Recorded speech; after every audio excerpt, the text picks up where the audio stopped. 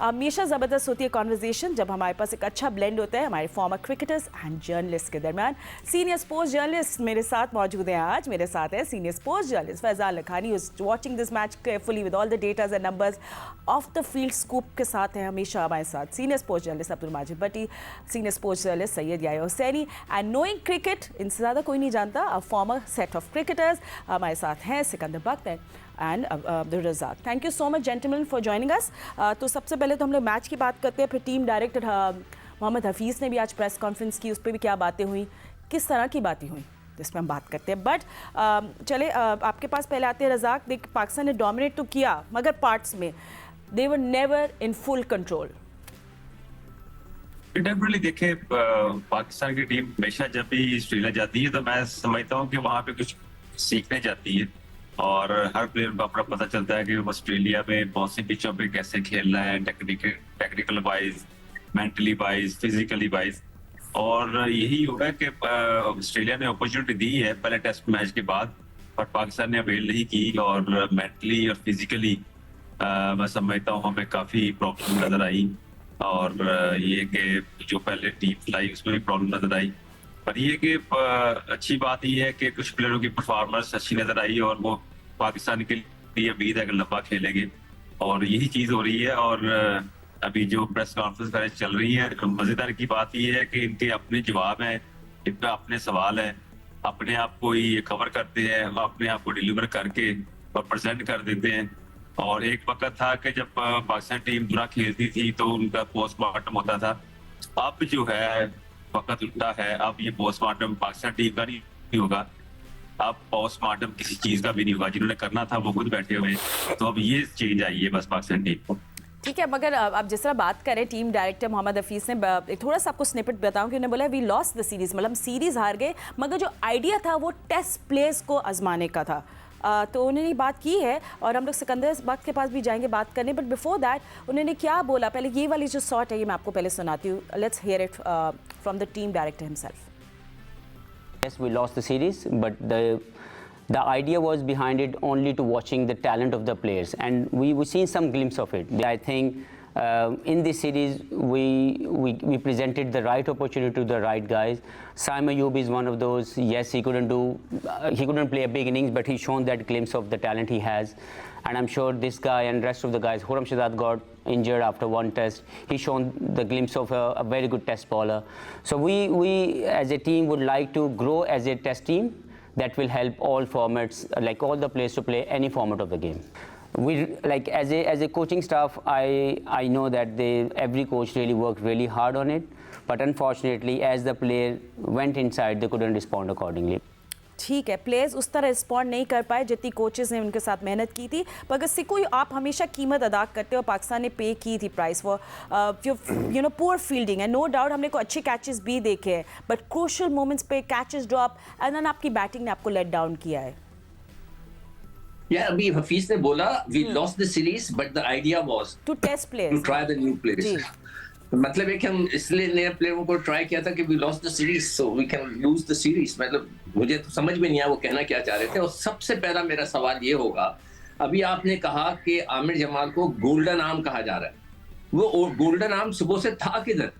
मैं सुबह से बैठा देख रहा था, और मैं बैठा इसलिए था, एक एक चीज नोट कर रहा था कि ये आमिर जमाल को कब लेकर आते हैं यार।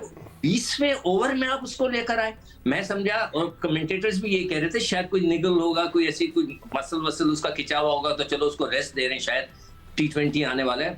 लाकर उससे बेमकसद गेंद भी करवा दिए, जबकि 91 फॉर 1 थे और 130 रन करने थे, यानी कि 39 रन रह गए थे, तो उससे आके बेचारे से 3-4 ओवर जबरदस्ती करवा दिए, वो भी लंच के बाद आकर उससे करवाई गई। तो आखिर ये कौन सी लॉजिक थी?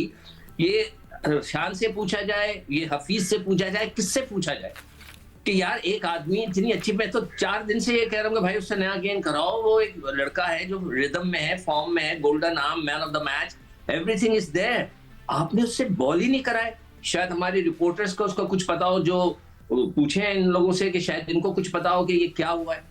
और अभी मैं एक क्लिप आई थी जो मैंने अपने सबको शेयर किए, जो लोग अब ये बातें कर रहे हैं कि लड़कों की और हफीज की तू मैं हो रही। इसीलिए मैं कहता हूं कि लड़के, कोच, सेलेक्टर के दरमियान 10-12 साल का फासला होना चाहिए।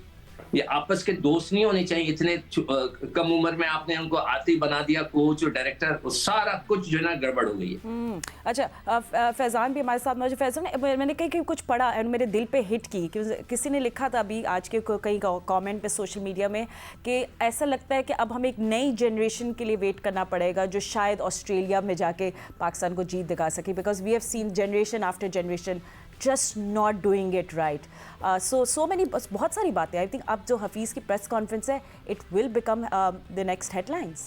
देखिए, अभी हाफिज़ ने जिस तरह बात की या कि हम वहाँ सीखने जाते हैं या नए प्लेयर्स को ट्राई करना होता है, उनका टैलेंट देखना होता है, तो भाई आपने टैलेंट देख लिया तो उनको आगे जाकर रिटेन तो करें। ये तो ना करें कि 2 टेस्ट के बाद फिर उनको बाहर कर दिया। जिस तरह मैं पिछले दिनों में बात कर रहा था कि यार 16 आपने टेस्ट कैप्स यहाँ पे पाकिस्तान ने पिछले 3 साल में दी हैं, और उसमें उन 16 में से 7 प्लेयर्स ऐसे हैं जो इक्का दुक्का टेस्ट के बाद डिसअपेयर हो गए। 3-4 ऐसे थे जो रेगुलर पाकिस्तान टीम का पार्ट बन सके। इस दौरान ऐसे काफ़ी प्लेयर्स आए और आपने किसी को बस सिर्फ इसलिए टेस्ट कैप दे दी कि बहुत ज़्यादा बात हो रही है। तो इस तरह नहीं होना चाहिए। ठीक है, आपने मौके दिए प्लेयर्स को, अब आप इनको कंटिन्यू करें। आप पहले हुरैरा को साथ लेते रहे, हुरैरा को आपने खिलाए बगैर ही बाहर कर दिया। आई बिलीव कि हुरैरा का भी मौका बनता था। खैर, अब जो हुआ सो हुआ, आपने साइम को मौका दे दिया। अब साइम के साथ स्टिक करें, साइम को प्रॉपर चांस दे। ये ना करें कि यार वहाँ चल ना सका, उसमें ये मसला हो गया, या खुरम शहजाद अनफिट हो गए पहले मैच के बाद। आप खुरम शहजाद को आप मौका दें, उसकी अब रिहैब पे काम करें और उसको आगे भी खिलाएं। या आमिर जमाल को आप लेके चलें। अब ठीक है, फहीम अशरफ से आपको आगे बढ़ना पड़ेगा। अब आमिर जमाल को लॉन्गर रन दे। जो हम टेस्ट करते हैं प्लेयर्स हमें मिल गए, ऑल्दो टेस्ट सीरीज फातिमा को ठीक है। Sorry Faizan, be running short time. एक भट्टी साहब से भी वर्ड ले लो क्विक इसके ऊपर। और भट्टी साहब, आई थिंक फैजान जो सही बात कह रहे हैं कि भाई आप क्योंकि आज तो हफीज़ रेस्ट की बात करें तो मतलब बाबर आजम को भी रेस्ट करना है, तो he should rest and should get a break.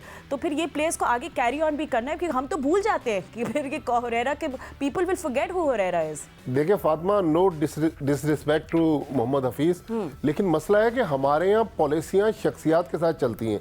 Hafeez जो पॉलिसी लेकर आए, अब हमें नहीं पता जो बातें हो रही हैं, अगर अगले महीने क्रिकेट बोर्ड में चेंज आती है तो क्या हफीज़ जिन लोगों की आज बात कर रहे हैं वो कंटिन्यू करेंगे?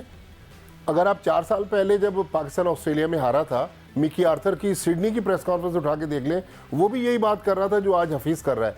देखें, ये हमारा सिस्टम का मसला है। ऊपर से चेंज आती है, पूरा सिस्टम चेंज हो जाता है। हमें एक प्रॉपर टेस्ट मैच की पॉलिसी बनानी होगी, चाहे ज़का अशरफ हो, रमीज़ राजा हो, एहसान मानी हो या नजम सेठी हो, वो पॉलिसी चेंज नहीं होनी चाहिए। हमारे यहाँ टीम मैनेजमेंट चेंज हो रही है, कप्तान चेंज हो रहा है। देखें, हमारे पास प्लेयर्स हैं, लेकिन एक तो हम हारने से डरते हैं। उसके बाद हमारे मीडिया के जो दोस्त हैं ना, वो भी प्लेयर्स के अब तर्जुमान बने हुए हैं। किसी प्लेयर को ऊपर पहुंचा देते हैं, किसी को एकदम गिरा देते हैं। ये नहीं करना चाहिए। अगर वाकई कोई डिजर्विंग है तो उसको मौका मिलना चाहिए।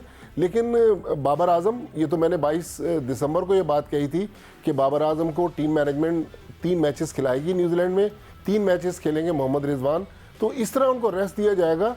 ये अच्छी पॉलिसी है। देखें, बाबर आजम भी एक मेरा ख्याल उस फ्रेम ऑफ माइंड में नहीं है कि पाकिस्तान को इतनी बड़ी सीरीज में कोई बड़ा मार्का जितवा के देते। लिहाजा बाबर आजम को आराम दे दें। अच्छा है वो फ्रेश माइंड के साथ आए और पाकिस्तान के लिए विनिंग नॉक्स खेलें। ठीक है। और उन्हें बोला भी है कि बाबर आजम को एक बड़ी इनिंग्स की ज़रूरत है और उनका फिर कॉन्फिडेंस वापस आ जाएगा। And it's okay, her players का मेंटल ब्लॉक या एक ब्रेक की ज़रूरत होती है। सो ये हम लोग बात करें। मगर भट्टी साहब ने बहुत अच्छी बात की, बट टेस्ट पॉलिसी सेम होनी चाहिए, फिक्स पॉलिसी। वो क्या हो सकती है